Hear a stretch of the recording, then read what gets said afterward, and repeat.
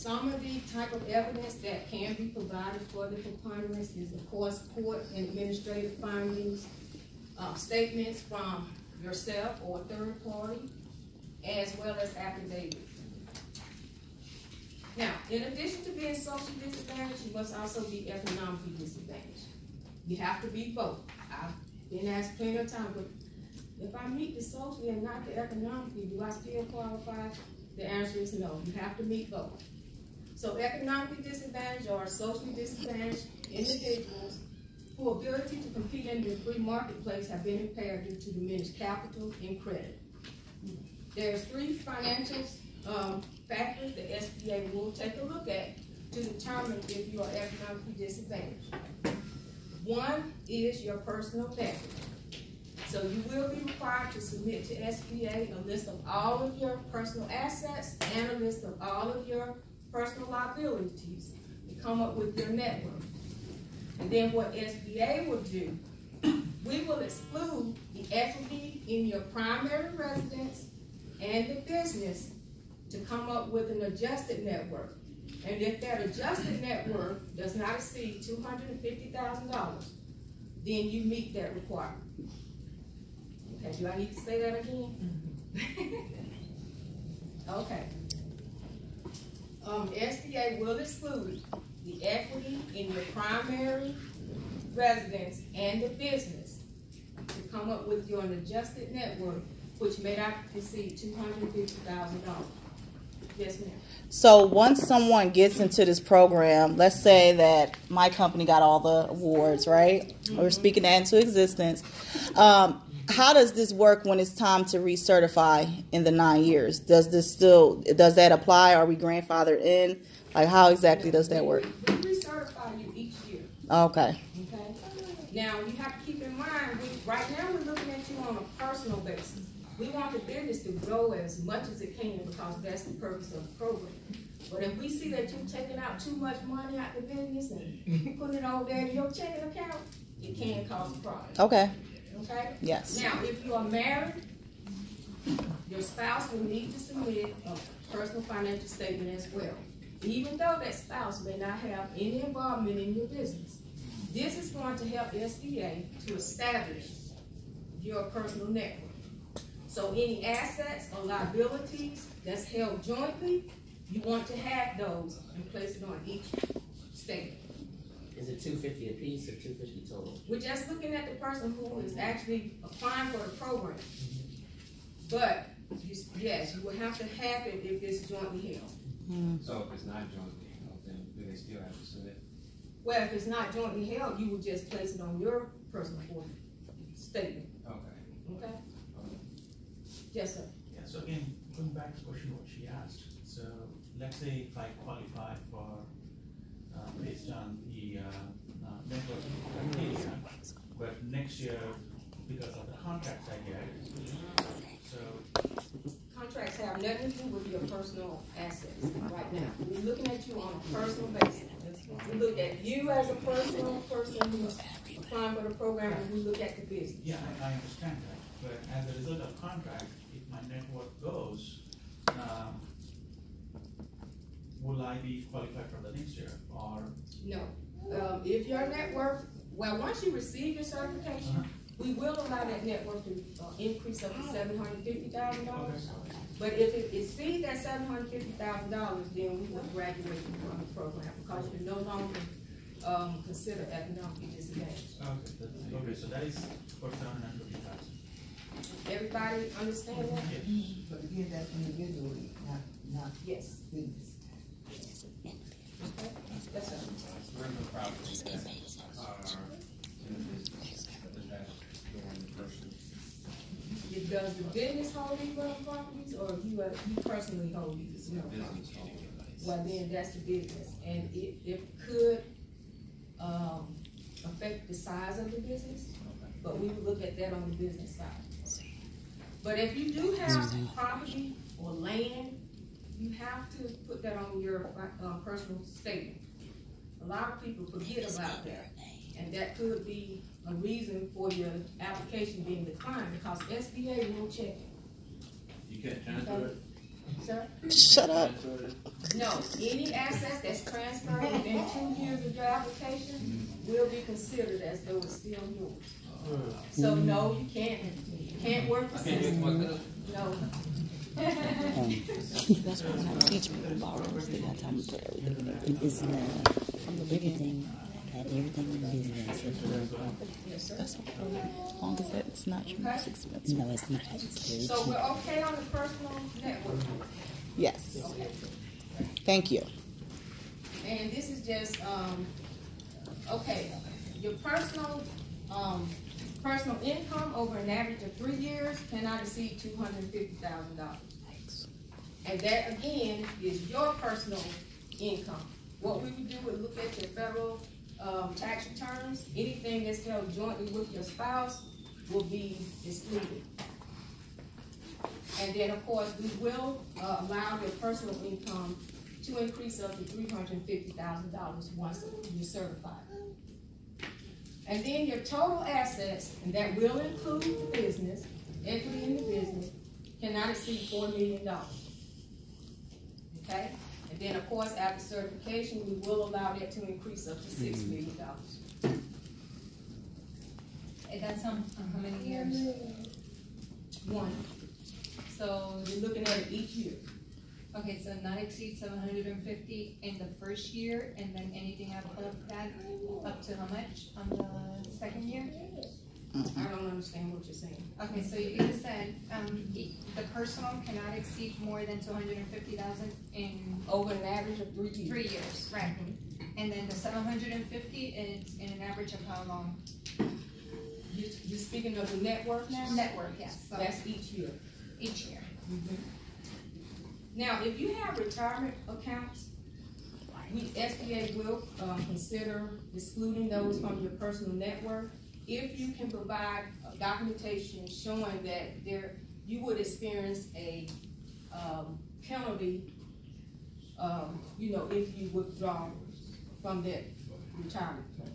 So once again, the retirements, anything 401k should be excluded in the net worth. Yes. 250,000. Depending on if you're under 59 and a half, and you can show that you will be penalized if you withdraw from it. Okay. Okay? So how does that work for the small business owner that has a solo 401k?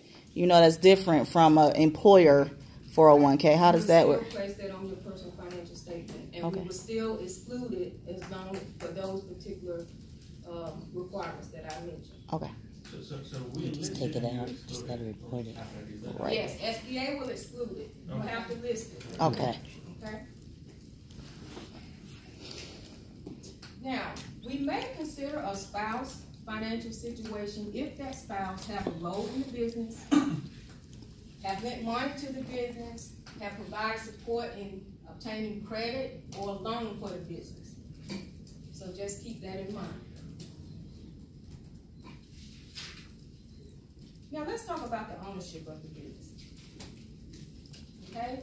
The business must be at least 51% unconditionally owned by disadvantaged individuals. And that's true for any structure that you may have, whether it's partnership, LLC, or corporation. Okay? Now, for a corporation, the disadvantaged individual must own at least 51% of each class voting stock and at least 51% of all outstanding stock. Any stock options, plans for non-disadvantaged individuals will be viewed as if they have been exercised. So you may want to keep that in mind. And then this just saying that you have to, depending on the structure, you will be submitting documentation to SBA to reflect that you are the 51% disadvantaged owner. So to be honest, a company can be owned by someone, but not necessarily controlled by someone. So some of the factors that SBA will consider is whether the person who's applying for the program holds the highest position within the company, is the highest compensated. Now, there have been cases where the disadvantaged person is not the highest compensated. If you're paying someone within your company to do your marketing and they're bringing in the business and you paying them more than you pay yourself, SBA can understand that because you're trying to grow your business. So if you come to a case where you're not the highest compensated, just explain it to the SBA, okay? So that we don't just say, well, they're not the highest compensated, but for what reason? So make sure that you provide information to show or reflect that it's within the best interest of your business as to why you're not the highest compensated. That individual must also have the ability to hire and fire folks, set policies, commit to firm contracts, as well as to control the money. Now, if you have a prior employer in your business and for some reason they provide you with a large loan to get started, SBA needs additional information because that's a red flag. That person has the potential of controlling your business. Okay?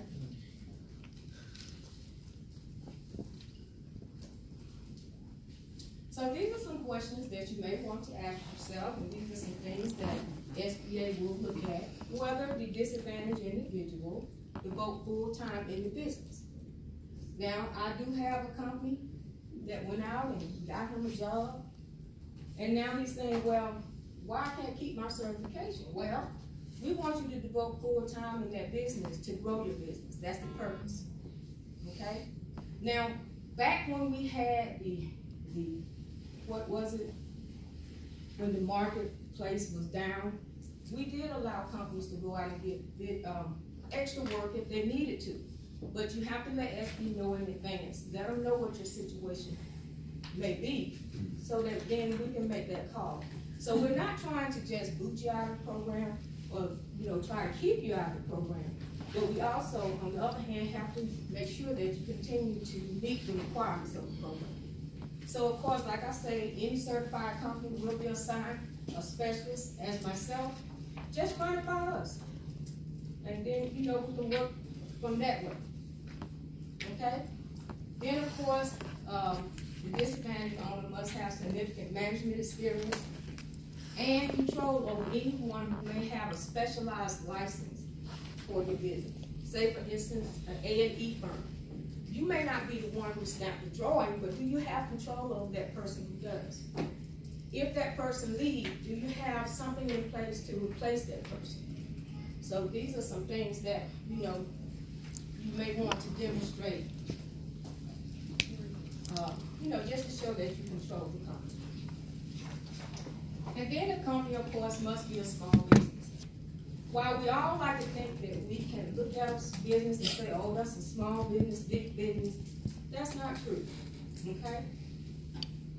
Because really there's companies that make millions of dollars, and they're still small because they may be in the manufacturing industry, and that's based on the number of employees, okay?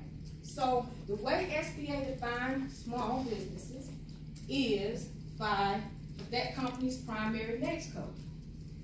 NAICS means North American Industrial Classification System. And this system identifies the product or the service that you provide. It's a 6-digit number. And the primary is the one in which you generate the majority of your revenues in for at least 2 years. Okay? For each NAICS code, there is a size standard. And then, of course, according to that size standard, it can be based on an average of 3-year gross revenues or the number of employees for that company that may be in manufacturing, or wholesaler, or dealer industry. So just to give you an example, a general contractor NAICS code is usually 236220. The size standard for that code is $36.5 million.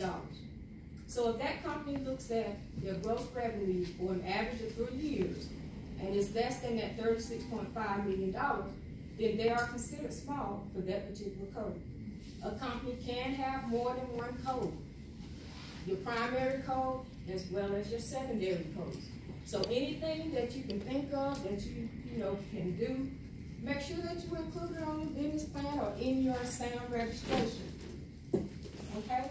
One thing I would suggest is maybe go and take a look at companies that's listed in the SBA Dynamic Small Business Search database who's in the same industry as you. Seek those companies that's making an average of 10 million or more, and just take a look at their profile. You know, you can get some ideas from their profile that you may not have even thought about. So again, like I say, it's a matter of doing your homework. We would like to see that a business have potential for success. So we do require that a business been in operation for 2 years. However, there's a waiver for that 2-year rule. And at that point, we would look at the disadvantaged owner instead of the business. Okay? I do have information about the 2-year rule. I have a sample on the back to assist anyone who's looking to, you know, request that waiver. Okay? We will look at the company's financial capabilities, your management and technical capabilities, as well as anything that, you know, is required to run your business. Again, going back to the general contractor. For most construction companies, you will need bonding to do business with the federal government. Okay? So if you feel you know, if you don't have that in place, it's good to get it in place because SBA is going to look for it. We do have someone here that can assist you with bonding. We put on training for bonding, and from what I understand, the fees have been less for companies, small businesses. So, you know, you may want to look into that if you need bonding. Now, this is a list of the information that's required for that 2-year rule. And again, it's basically what we're asking for on the business. That you have the managerial experience, technical experience, adequate capital, and one biggie, you have to show that you have performed on contracts and that the company is generating income. Okay? And then last but not least, all the personnel, facilities, and requirements needed to run that business and to perform on contracts. Excuse me. Now, there are some businesses or individuals who will not qualify for the AA program. They are brokers. Yes, sir. So let's say if your spouse owns a company which is already has a data certification, can you also apply for your individual company? Now, that's a maybe. Okay. Okay, if you and your spouse businesses are in the same line, no. Okay. It has to be in a totally separate line or industry. And then, of course, you know, they still will monitor that. Because we actually had a company come in to do that. They came in on a different industry, but they wanted to change, they kind of wanted to change their next code to the industry in which the spouse had, and it's not going to work that way. Okay? Yes, ma'am. Would the businesses, and related to his question, would the businesses have to have 2 different registration numbers? Yes, ma'am. Okay. Did you have a question? Did you have a question? Yes. Now, say if you have say I've been in the federal government employed at the post office for the past 2 years, but I'm now resigned. Mm-hmm. How would I go by doing that now? How would I be qualified as eligible now? Well, If my past 2 tax returns are from the post office. Mm-hmm. Do you have your business established already, or Well, yes, I you just looking started. to request a waiver? I don't quite understand what you're Right, saying. looking to request the waiver. Okay. There is some kind of way that you can, that SBA can consider the income that you received as an individual. Say, for instance, I've had a company that worked as a 1099 contractor, but they showed SBA that what they received on that 1099 was placed into the company. Okay? Okay. Although it wasn't in the company's name, they showed that the funds that they received for that particular contract was placed into the company. Okay? All right. Again, brokers will not qualify for the program simply because federal contracting requires that the small business perform contract, a certain percentage of the contract, okay? And then, of course, brokers kind of serve as the middleman, they don't deal with anything, so that's the reason. And then, of course, any debarred or suspended persons or companies cannot qualify. Non-profits, not qualified. Franchises is a maybe. Now, if a franchisor can show that they have control of their franchise, then we may consider the franchise. And then know that a business can only participate once in life. Even if you go out as a disadvantaged owner and establish a new business, the new business will be available to qualify, but you as a disadvantaged owner will not. Okay? We try that. And the same with the business. You know, although the ownership of that business may change and there are new owners and everything, still that business cannot come back into the program. So one thing you may want to keep in mind, if you have a partnership and it's 50-50, you may want to talk to your partner and see which one of you may want to apply for the program. Then that way it'll give the partner a chance to maybe go out and start his or her own business and come into the program as well. But if it's 50-50, then both partners will have to qualify, use their status to qualify for the program. Okay? So, just to double back, like, if say I'm working for a firm and I'm starting my practice, I'm getting the actual, I have the management experience and things that nature and relationships, things, so that potentially qualifies as a leader, or do I have to show 1099? Because it's W-2. The income that I'm on. Okay, so currently I'm employed. Okay. I have my business that I'm starting to develop to do what I'm doing for the company. Right. But it doesn't have the 2 years of contractual business to qualify, but I have the management. Now that's a good question, and I may have to get back with you on that. But do know that they're going to request that you let go of that employment if you're going to bring the business into the program. So you have a business card? Yeah. Okay. You leave your business card and your question with me, and I'll get it, contact our processing office to check on that for you. I have a question. Yes, ma'am. How about, you were saying in regards to the partnership, let's say your spouse is your partner. Would it still be combined together in order for you to actually go ahead, or be 2 different identities? So in order it's for you to one qualify company. for the business? You saying it's one company and you and your spouse owns that one company? But you're considered partners at the same time. Well, how much ownership does the 2 of you have? Okay, so it definitely exceeds more than 750.